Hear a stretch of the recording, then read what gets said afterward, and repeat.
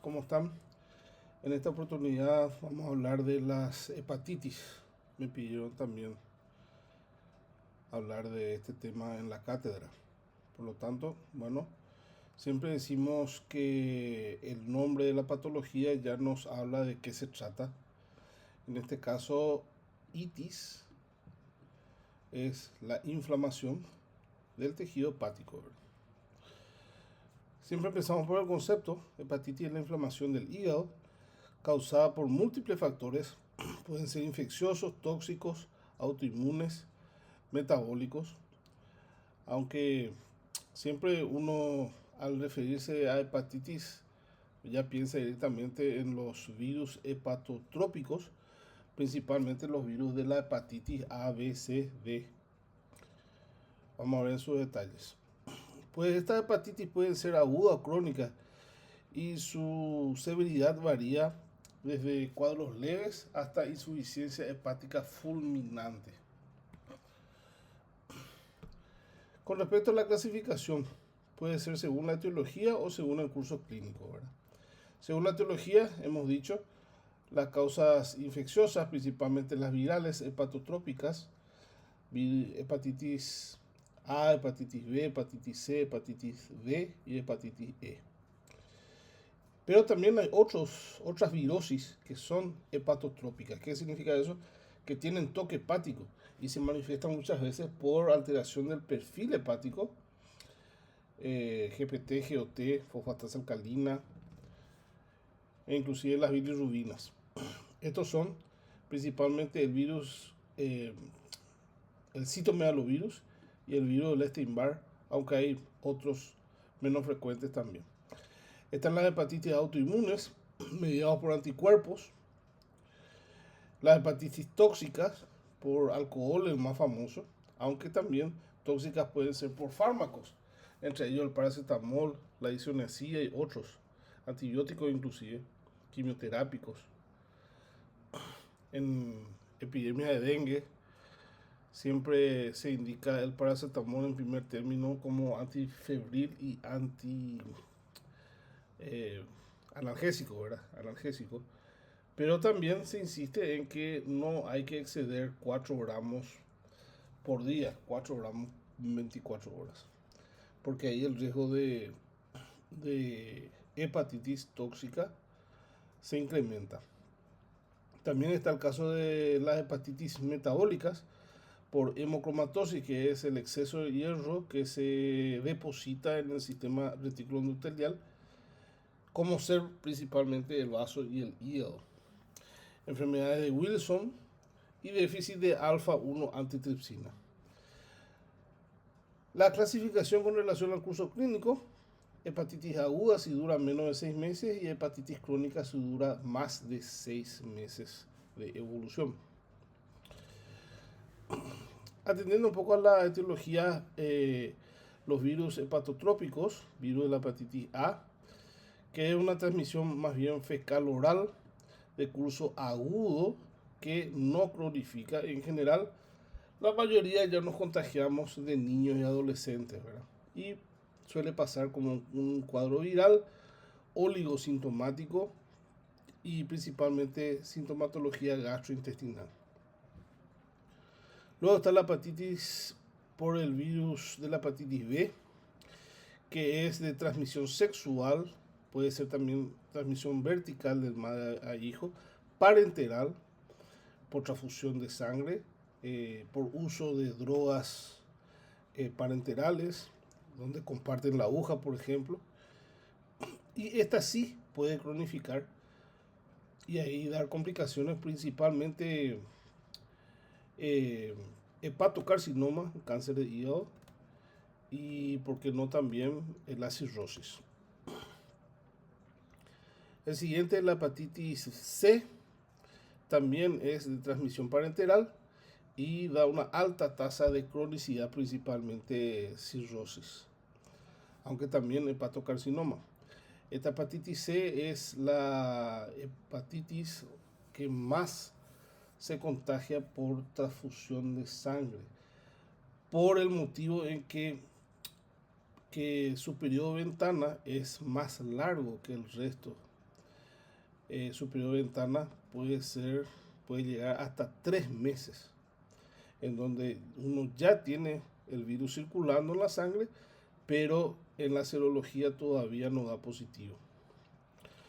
Cosa que en la hepatitis B o en el VIH, el periodo de ventana suele ser de 3 a 4 semanas.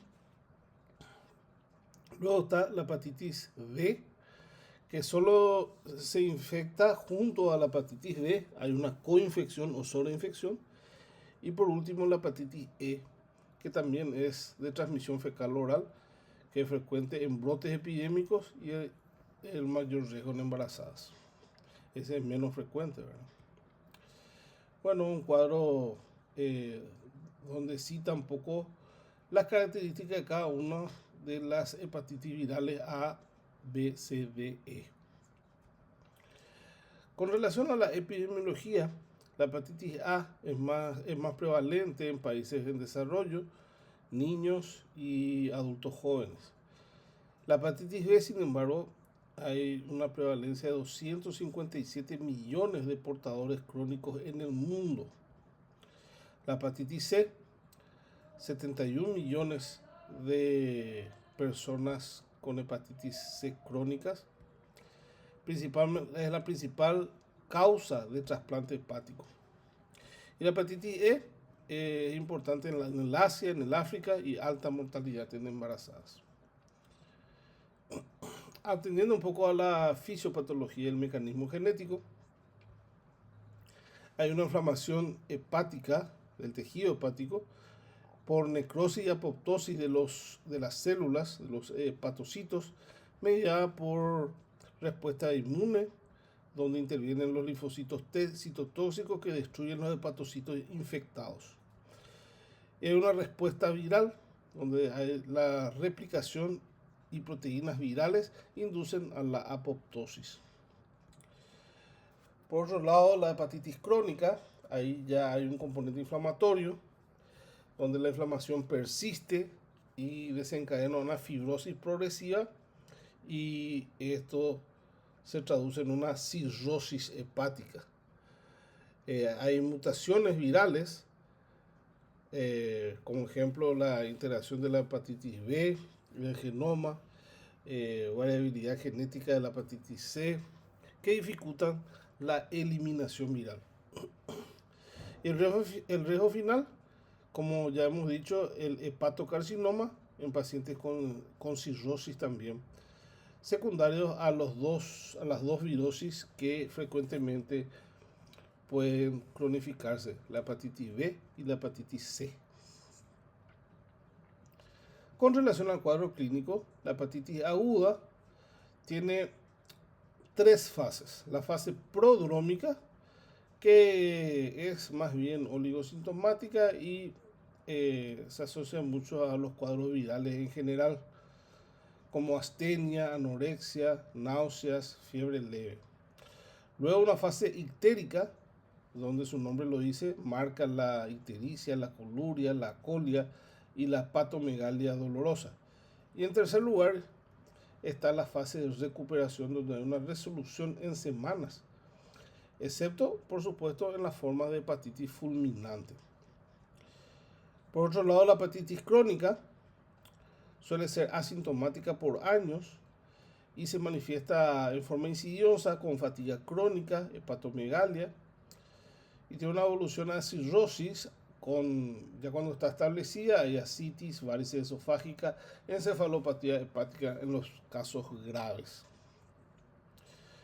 Los métodos auxiliares de diagnóstico para la hepatitis: el laboratorio, donde está el perfil hepático, el GOT, GPT, fosfatasa alcalina, las bilirrubinas y el GGT inclusive. Los marcadores virales, como son el antígeno de superficie de la hepatitis B, el antígeno de la hepatitis E, el antígeno E de la hepatitis B, perdón, el anticuerpo anti-hepatitis C, y inclusive el ARN se puede identificar. por estos virus. También se puede hacer biopsia hepática en ciertos casos cuando hay que evaluar la inflamación y la fibrosis, ya cuando hay sospecha de cirrosis hepática o complicaciones. Hay un método de imágenes que se llama el FibroScan, que hace una elastografía hepática para la fibrosis, y otras imágenes como ecografía y tomografía para buscar complicaciones. El diagnóstico diferencial a la hepatitis, otros cuadros clínicos que producen ictericia como la colestasis extrahepática por cálculos, tumores, enfermedad hepática alcohólica o estatosis no alcohólica, hepatitis autoinmune o hepatitis tóxica o hepatitis metabólica como la enfermedad de Wilson o hemocromatosis. Las complicaciones, hay complicaciones también agudas y crónicas. Entre las agudas, la insuficiencia hepática fulminante, que se marca por encefalopatía y coagulopatía. Recordemos que como toda proteína, el hígado es productor o fábrica de todas las proteínas, y como toda proteína, los factores de la coagulación también se producen en gran medida en el hígado. Al haber una insuficiencia hepática, pues dejan de producirse estos factores de la coagulación y pueden haber complicaciones como púrpura y sangrado. Las complicaciones crónicas marcan más bien la fibrosis, la cirrosis hepática, la hipertensión portal, la ascitis y varices esofágica con sangrado digestivo alto, el hepatocarcinoma y la insuficiencia hepática crónica. Recordemos que la primera vacuna que previene el cáncer es la vacuna contra la hepatitis B, justamente. Hoy en día ya hay otros, como la vacuna contra el HPV, virus del papiloma humano, por ejemplo. El pronóstico. En general, las hepatitis A y E suelen ser benignas, de una autorresolución, salvo los casos fulminantes que son raros, ¿verdad? En el caso de la hepatitis B, puede cronificar hasta un 10% de los casos en adultos y más en niños. La hepatitis C se puede cronificar más frecuentemente, hasta un 80% de los casos. La pneumotenia es C, igual de crónica, ¿verdad? Pero hoy en día es curable con el tratamiento antivirales de acción directa. La hepatitis D tiene el peor pronóstico con una rápida progresión a cirrosis, y la hepatitis autoinmune tóxica es variable y depende del diagnóstico precoz y de su manejo. En resumen, la hepatitis es una enfermedad multifactorial que va desde formas benignas hasta autolimitadas hasta los cursos crónicos con riesgo de cirrosis y cáncer hepático. Su manejo depende de la etiología y de la detección precoz.